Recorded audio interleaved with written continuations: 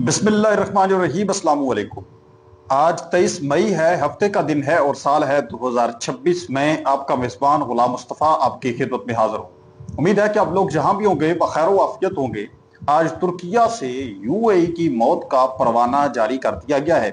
तुर्किया के ड्रोन्स ने एक मरतबा फिर बड़े लेवल पर तबाही मचा के रख दी है। वीडियोस भी सामने आ चुकी हैं। इसी के साथ साथ हम बात करने जा रहे हैं कि जो ईरान के सुप्रीम लीडर हैं मुज्तबा खामनाई, उन्होंने आज एक बहुत बड़ा खड़ा कर डाला है। आप कह लें कि जो ट्रंप है उसके 14 तबक रोशन कर दिए गए हैं। एक तरफ ईरान के अंदर इस वक्त मुज़ाकरात जारी और सारी हैं और जो फील्ड मार्शल हैं पाकिस्तान के सैयद आसिम मुनीर, उनकी हंगामी सतह पर और हंगामी मुलाकातें इस वक्त जारी और सारी हैं ईरान के अंदर, ईरान की मारूफ शख्सियात के साथ। तो यहाँ पर जो उनके सैयद अब्बास इराक्ची हैं, ईरान के वजीर खारजा हैं, उनकी जानब से और फिर जो सुप्रीम लीडर हैं मुज्तबा खामनाई साहब, इन दो लोगों की जानब से जो बयान इस वक्त सामने आया है उसने सारे का सारा मंजरनामा ही क्लियर कर दिया है।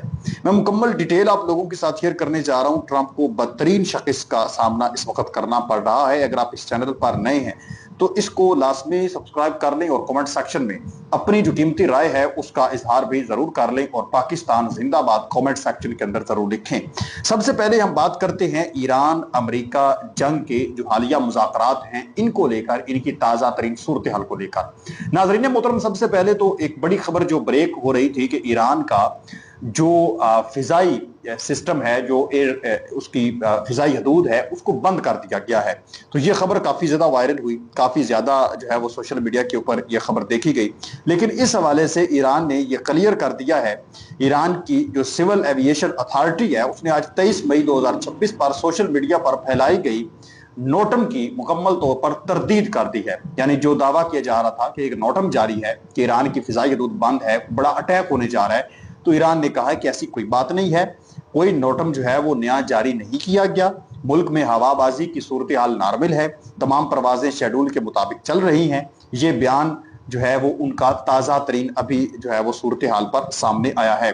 दूसरी तरफ जो इस वक्त पाकिस्तान के फील्ड मार्शल हैं सैयद आसिम मुनीर, वो इस वक्त ईरान के अंदर मौजूद हैं और जो मुज़ाकरात का सिलसिला है वो जारी व सारी है। पाकिस्तान के आर्मी चीफ ने तेहरान में ईरान की आला क़यादत के साथ मुलाकात की है। फील्ड मार्शल सैयद आसिम मुनीर से मुलाकातें हुई हैं सदर मसूद पेज़ेश्कियान जो कि ईरान के इस वक्त सदर हैं, उनके साथ। फिर जो वजीर खारजा हैं सैयद अब्बास इराक्ची, उनके साथ 2 मरतबा मुलाकात हुई है। फिर जो इन मुज़ाकरात को हेड कर रहे हैं, लीड कर रहे हैं, इनको देख रहे हैं ईरान की जानब से जो उनकी मुज़ाकराती टीम है उसके जो हेड हैं, चीफ हैं, जो पार्लियामेंट के स्पीकर भी हैं ईरान के अंदर, मोहम्मद बाकर कालिबाफ, उनके साथ भी आसिम मुनीर की मुलाकात हुई है। इन मुज़ाकरात को लेकर कोई बड़ी पेशरफ्त है वो किसी भी लम्हे हो सकती है, वो सामने आ सकती है।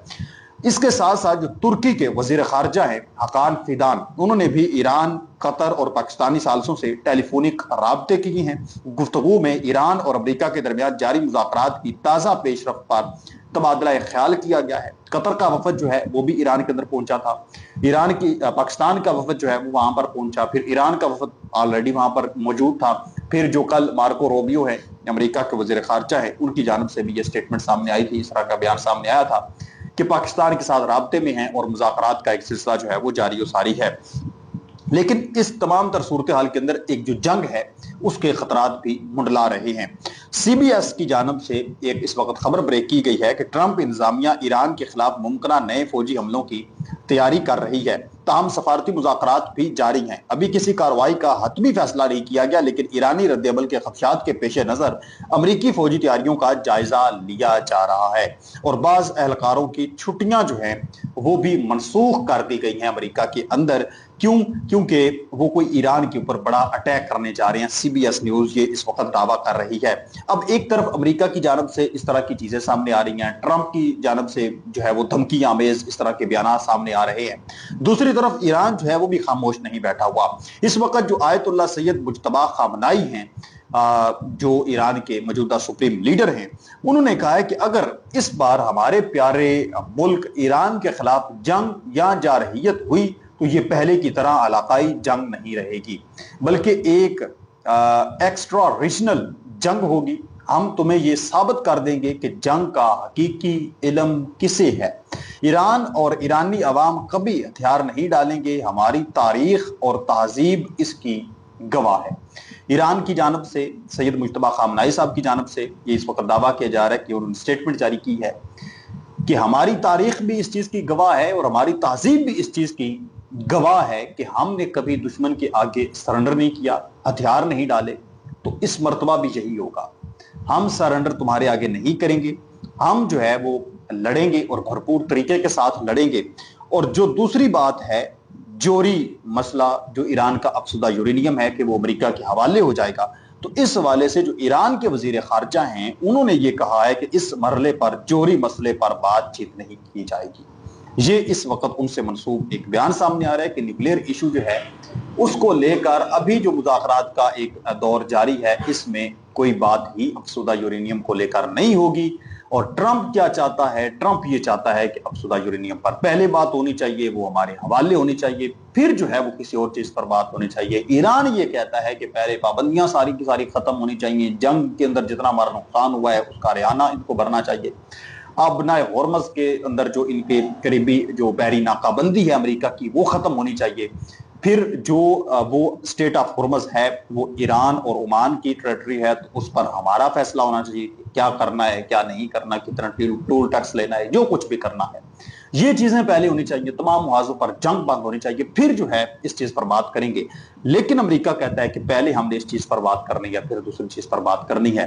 تو یہ چیزیں اب واضح کر رہی ہیں، جو سید مجتبیٰ خامنہئی کا بیان ہے اور جو اس وقت سید عباس عراقچی کا بیان ہے، یہ واضح کر رہی ہے کہ یہ جو ڈیل ہے اگر ممکنہ طور پر کامیاب ہو جاتی ہے تو آپ سمجھ لیں کہ امریکہ نے مکمل طور پر گھٹنے ایران کے آگے ٹیک ڈالے ہیں۔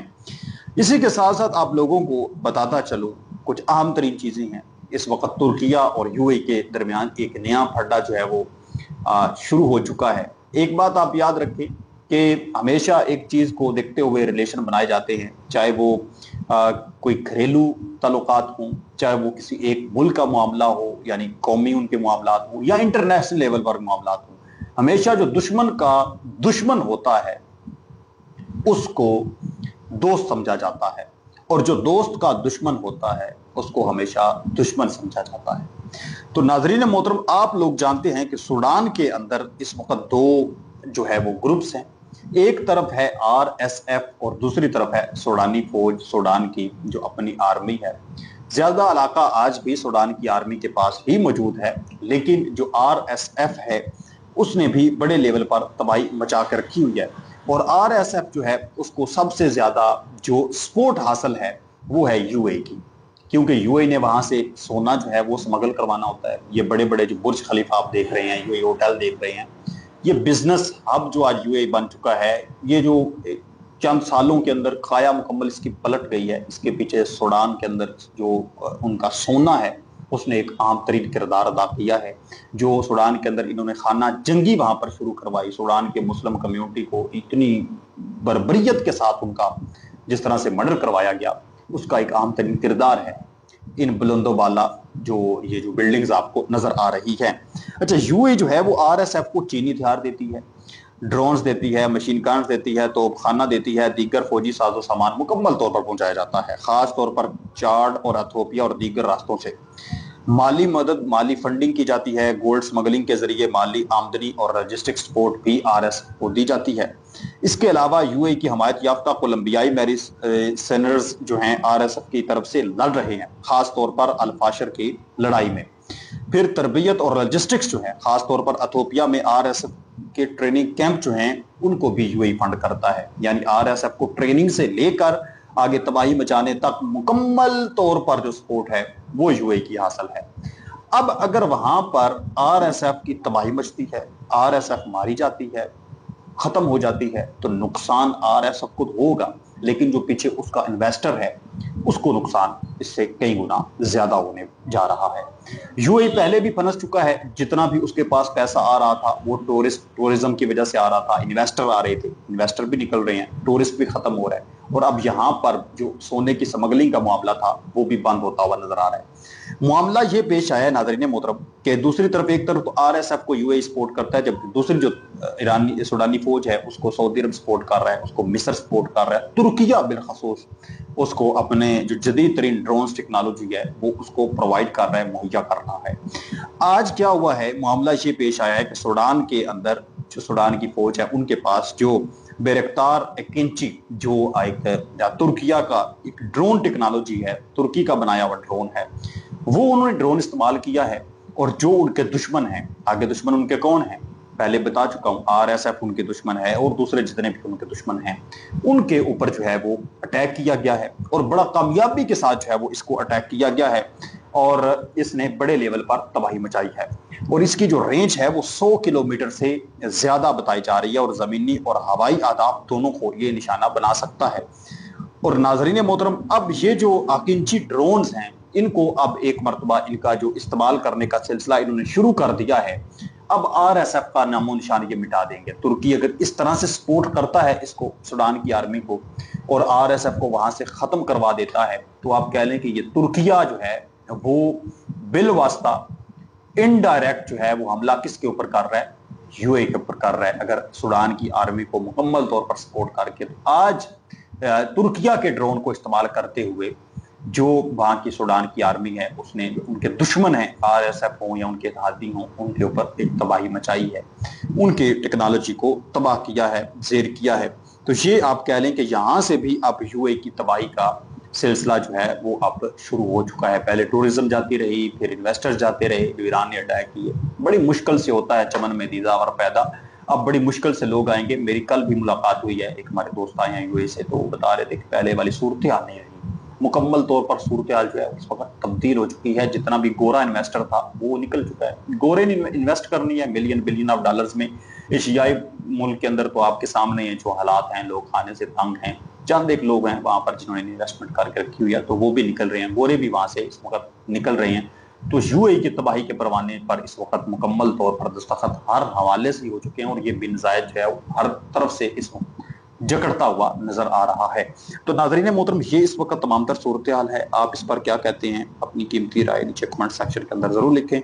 मजीद ऐसी वीडियोस देखने के लिए अपने इस चैनल को लाजमी सब्सक्राइब कर लें। मिलते हैं और नई वीडियो में, तब तक अल्लाह ने के बान पाकिस्तान हमेशा